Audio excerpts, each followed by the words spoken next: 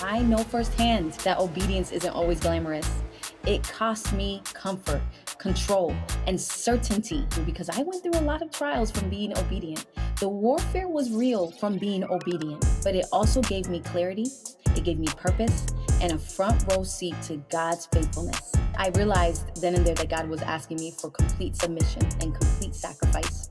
And I said yes. Remember, obedience is the new success, and your story is proof.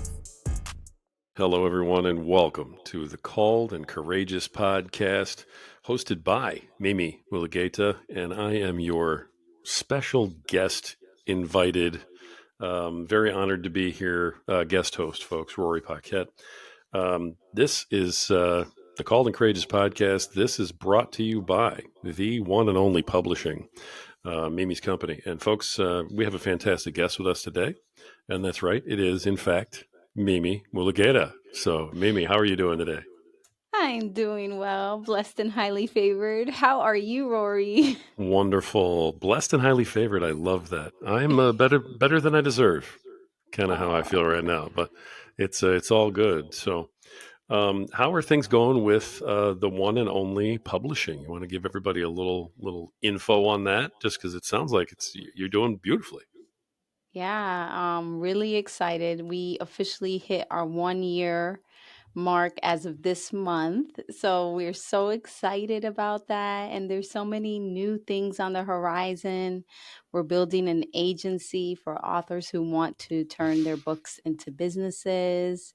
And we're just completely revamping just our packaging and the options for our authors to really get their books out there and really help them take their book to the next level. So we're super excited about that. So a That's lot of good fantastic. things.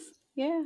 Yeah, and congratulations on 1 year. I mean, that's just amazing that you've gotten that far doing this. That's great. Thank you. That is great. I know that you and I have talked about this before.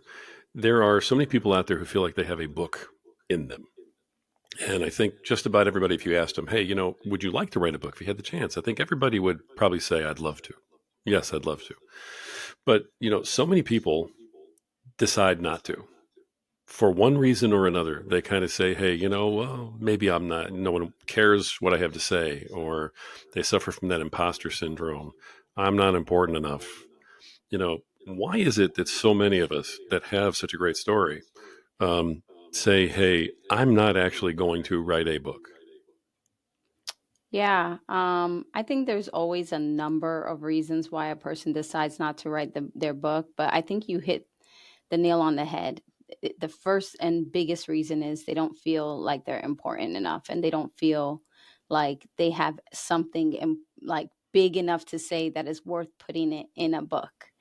Um, when you think about your life, Rory, like there's so many things that we've talked about in your life that I feel like so many other people could really be blessed by. And I think that's an area that would be critical if you looked outside of yourself and said to yourself, this is not about me. This is about a person that is going through what I've gone through. And I know the keys. I have the keys to pull yourself out of it.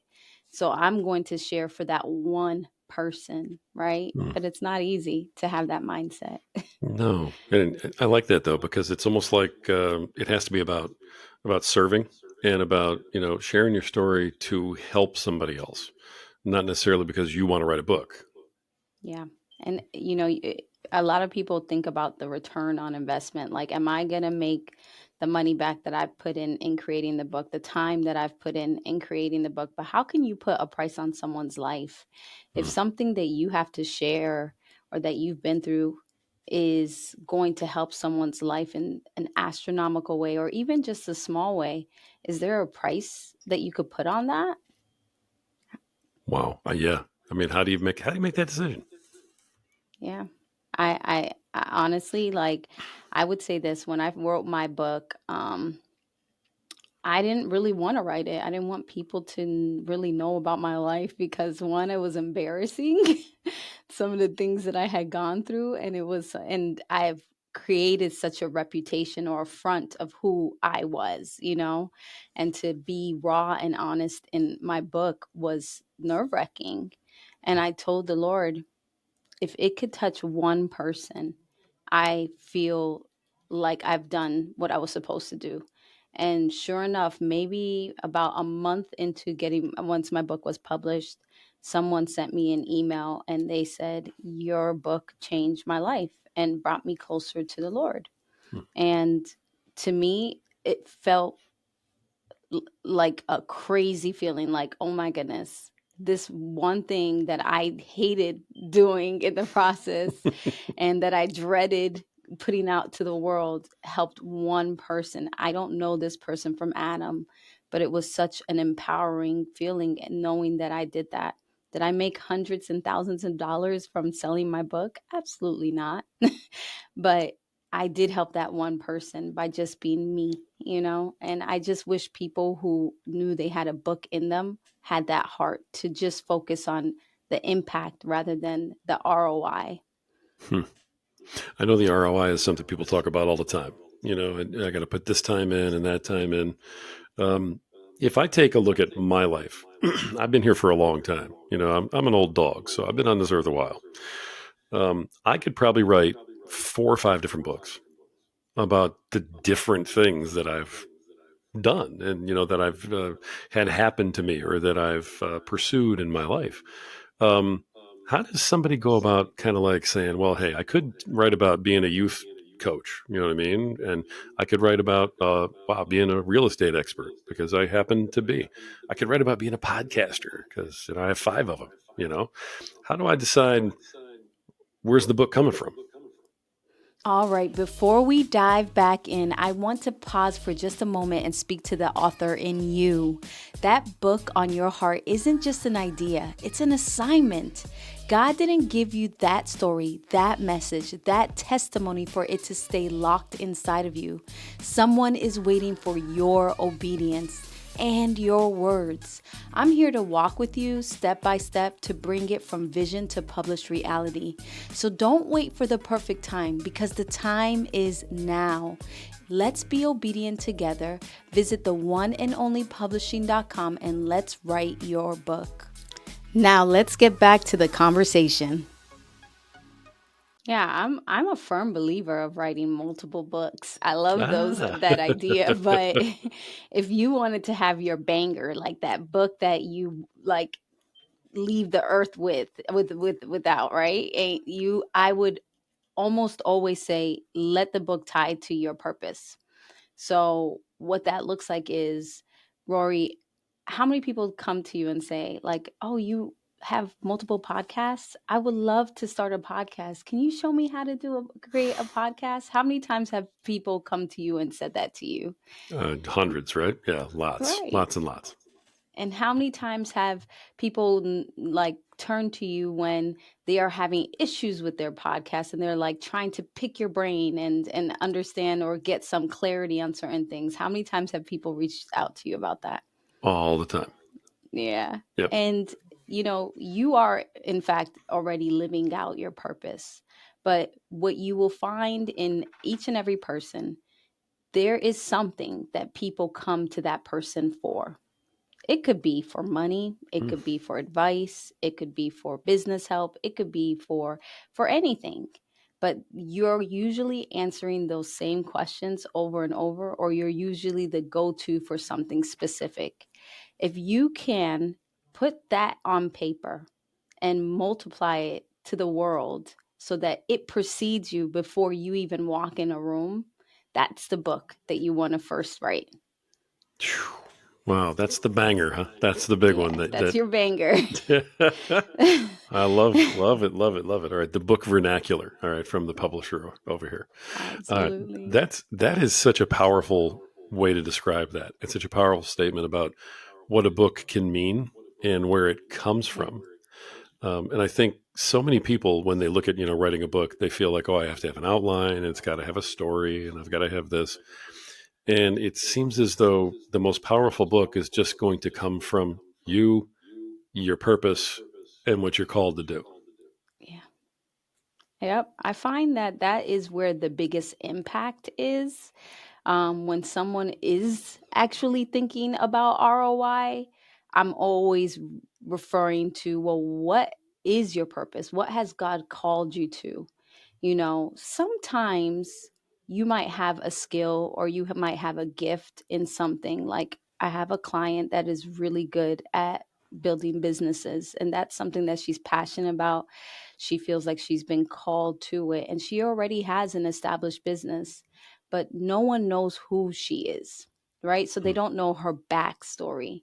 And sometimes it's important to create a book to share who you are and where it's come from, where you came from to live out your purpose. But if you don't have that framework, that business already up front, it's always ideal to create the framework in your book first and then build it out to create a business.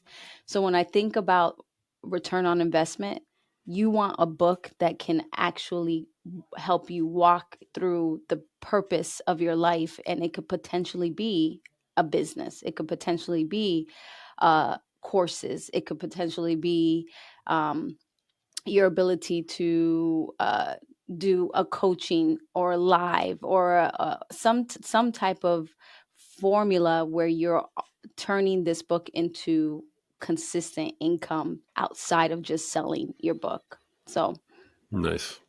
Now, I know that the One and Only Publishing handles a lot of different aspects of this with people.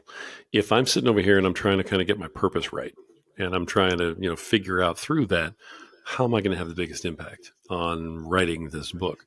At what point does, does the One and Only Publishing come into the picture? When should I, if I'm the one writing it, be reaching out to somebody like you, to a company like yours?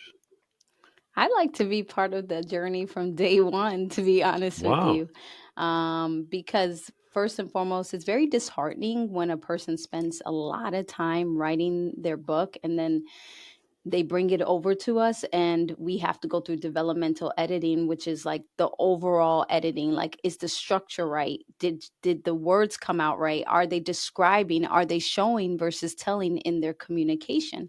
And then when they find out, like, oh my goodness, you have to rewrite chapter 1 to 7 because this and this and this, it becomes discouraging for the person. Like, I've spent all this time writing this and now I have to go back. And then they, some of them go back and forth with me thinking that their book is still in good shape and they do not want to move forward with the recommendations that we've provided. But we want your book to be successful, and that's our only intent. We don't gain anything from it being successful. We just want you to have a successful turnout, right? So if I could be part of that conversation from the very beginning, we do 30-minute free consultation. Like, even if you did your first 3 chapters and met with us and said, can I get feedback on that? That would be advantageous for you and will save you so much time if we get in front of it from the start. What a great answer. All right, that's fantastic. So, for all the folks who are out there thinking about writing a book, you think maybe you have a book in you. I mean, the answer is get to Meme, get to the One and Only Publishing, get there right now, because they're going to get down and dirty with you and play in the mud and start really working through your ideas and get you to publish. That's fantastic. I love that you're doing that. I really, really do. That's just really awesome. Thanks, Rory. I appreciate it. All right, folks, I tell you what, this has been a fabulous, concise, powerful little pocket of an episode. And I am so honored to be here with the Called and Courageous podcast, with founder of the Called and Courageous podcast, Meme Mulugeta, brought to you by the One and Only Publishing. Folks, remember, obedience is the true measure of success, and your life is proof.